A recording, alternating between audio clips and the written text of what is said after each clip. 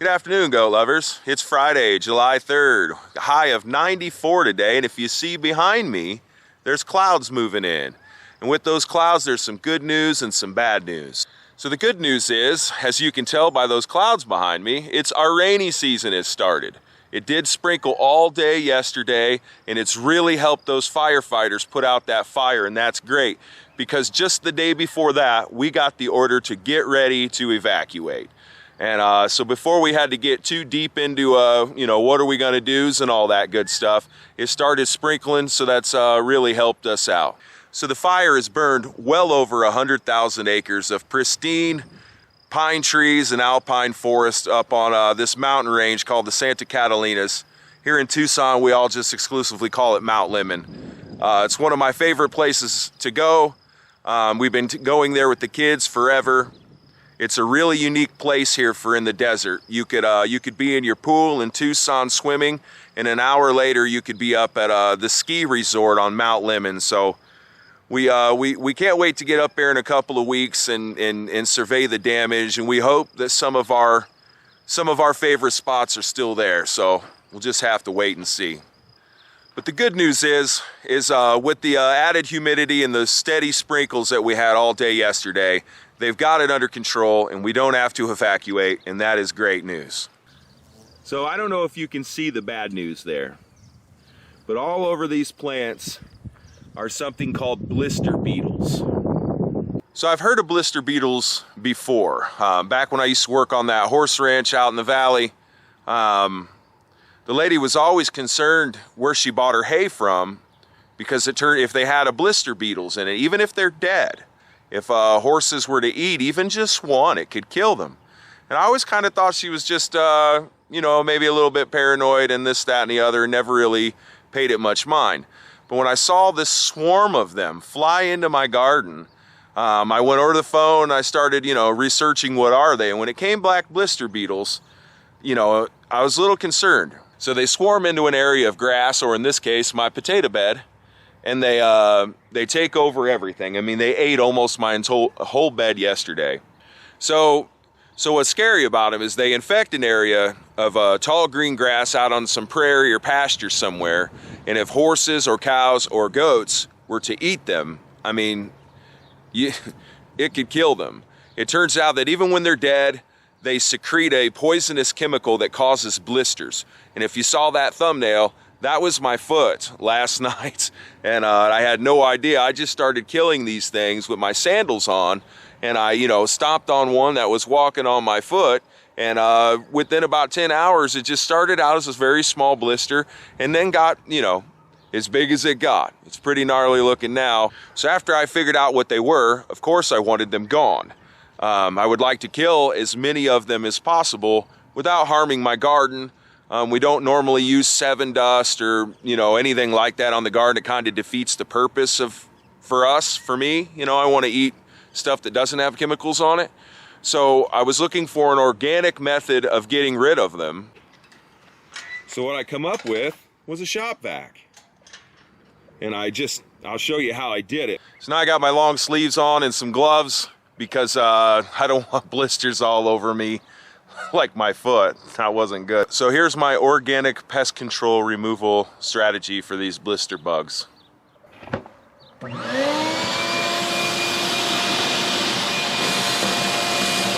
find where they're at, just suck them on in there, as many as you can. They try to fly, they try to fall to the ground and run on your sandal and scare you, and you step on them and you get a big nasty blister.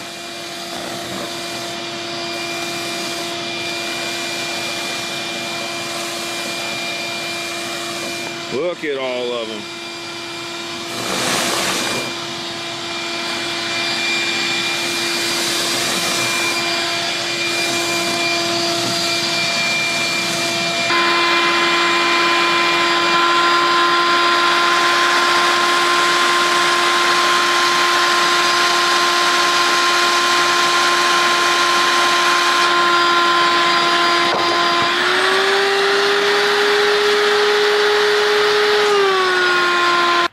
So that's that. I've been shoving that into there you know, just to make sure that they don't climb out of there. But in theory, they're, you know, having a bad day. They're covered in, they're getting a chemical burn, and they're all huddled together. And I tried to open it and show you, but I mean, that thing is full. It's heavy. There was so many of them yesterday. All these potato plants were thriving and had leaves on them, and now they're all just kind of eaten bare. And there was so many of them yesterday that I'd stand here and I'd go through like this side and, you know, standing out here in the middle, and I'd turn around and get to this side, and then I'd turn around again and they were all over it again. And that kind of went on for hours and hours, but I got most of them. And then just as quick as they came, the remaining ones, most of them, just kind of flew away. So there must be greener pasture somewhere else. So I'm gonna get the rest of them once I'm done filming here. But let me show you what else I did yesterday. Here in Arizona, our gardening season is different than most places. We can pretty much grow all year round, although, you know, the winter solstice, you know, late December and January, almost nothing grows. And then June is just too hot. The things we plant in the spring, they kind of all die if they haven't fruited, you know, or bore any fruit by you know, May, like tomatoes and stuff. You just kind of end up keeping them alive through the month of June. And then in July, once the monsoon season starts, once the rains get here, things really take off, and it's the best growing season we have. So I replanted everything. I'll show you what I did. All along the outside of the garden, there's green beans, and we have gotten some, not many. Like I said, the big season's about to start. But I've replanted all of these green beans all the way around the whole garden. Even where there is some already, I just put another seed next to them, and once these ones start to go, they'll take off. In and around in this side, I have cantaloupes. I haven't gotten a cantaloupe yet, but I did go ahead and replant a few seeds next to it. And here, more cantaloupe. And the onions are doing good. We have, this is my cherry tomato bed, and some of them have green tomatoes on them and lots of flowers, and within 2 weeks or so, we'll have all the cherry tomatoes we can eat. All right, so like down here, I replanted green beans, sunflowers, and nasturtiums. I want to see how they vine up this fence here. And over here again, green beans, sunflowers, nasturtiums. And then down here in this bed, we have 3 different kinds of onions. I think these ones are red. So over here, I've been trying for years to get oregano to grow, so I put a row there. Some bachelor buttons, some Johnny jump ups, chives, Crystal loves chives, and lavender. Lavender's something I've planted a few times and I haven't had much success with. Maybe this time will be different. You never know, unless you try. Same thing up here. It's another tomato bed filled with onions. These are Romas. And you can tell we have green tomatoes, and they're coming along. There's a bunch down in there. It won't be long, we'll have all kinds of Romas to eat. And I did replant some watermelon here in this bed. At the end of this bed here, I planted some jalapenos. And it's kind of my fault. I should have planted peppers a long time ago when I planted everything the first time, but I didn't. But we have a really long growing season, so I'm confident I'll still get a bunch of peppers, so let's hope.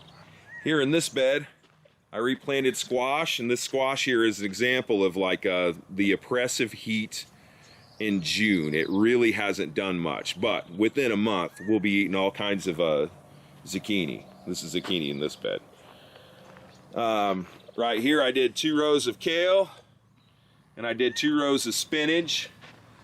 And here, I planted some beefsteak tomatoes, and there's one, where's my hand? Yeah, and there's one right there, but again, it hasn't done anything yet. Like here in Arizona, you really, the beefsteak, the big juicy, big Tom Red tomatoes, they just don't want to grow here. I mean, Romas and cherries, we have all the success in the world, except for the month of June. But the big, the big juicy red ones, the beef eaters, they just don't do too well. But I'm still trying. I'm stubborn. Right here in this bed is more hatch chilies, which is like an Anaheim chili, but here in Arizona we just call them hatch. Here in this bed here is squash, and again we have picked a few little squashes off, and I replanted more. All right, up here, broccoli. Broccoli is something that hates the summers here, but every winter I pick broccoli with snow on it. So I mean, it's great. It doesn't get cold enough to kill broccoli. Here in the remainder of this bed, I did 2 rows of carrots, 2 rows of radishes, 2 rows of cilantro, 2 rows of lettuce, 2 rows of gourmet blend lettuce, 2 rows of black-seeded Simpson, 2 rows of arugula, and I planted 4 banana pepper plants. So the idea is this bed here will grow in, and we'll have plenty to eat. And then by then these potatoes and marigolds here, like there's just marigolds and potatoes in there. And I'll yank the marigolds up when I need to get in there and get those potatoes, which is going to happen here real soon. So once this grows in and starts, and we're eating off it, I'll pull one of these other beds and start planting for the next round. And that's kind of how it goes. We stagger our planting, so we always have plenty to eat. Except for the month of June and the month of January. Those things just don't grow back. Oh, I forgot something. Up here I planted some chamomile and some borage to go with the dill that's coming back. Lots of sage and parsley, tarragon, thyme. Again, more potatoes that are almost ready to be picked, really. Here's potatoes that are basically ready to be picked. Some pretty flowers. Oh, and over here. Up here along that edge, I planted cucumbers, because I haven't had any luck with them yet this year either. So I don't know if you can see my pathetic patch of corn here, but it really does make me really happy. You see, I grew up in a cornfield. Well, corn or beans, depending on the year. When I first moved out here to Arizona, I tried to go corn, and these dang army worms, some critter I had never heard of, that just comes in and just eats it, eats all the silt and all the tassel, and then you don't get any corn. And every time I've tried to grow it, that has happened. And this year I planted it early enough that it's almost to maturity before the rain gets here, and I might get a few very small ears of sweet corn. And if it works, next year I will be planting a whole bed of it. Again, it's not much, man, but it is everything. Really, it really does make me happy. All right, in some other news, we did purchase a new camera. We got the Sony ZV-1. It's the best vlog camera for 2020, so they say. And so far, it's pretty neat. It's kind of windy out here today, and hopefully that wind's not causing a problem for you guys. And I don't know if you can tell, but the camera's way back there now while I'm holding it, where the other one was kind of always right here in my face. This one's a little better. So we're really excited about it. So we also have a new schedule kind of planned out, and hopefully we'll be able to start cranking out more videos throughout the week for you guys. So be on the lookout for those. And also tomorrow, Emmett Golden is leaving with the transporter. He's going all the way to Massachusetts, I believe. So that's exciting. One more goat gone. That's good news, huh?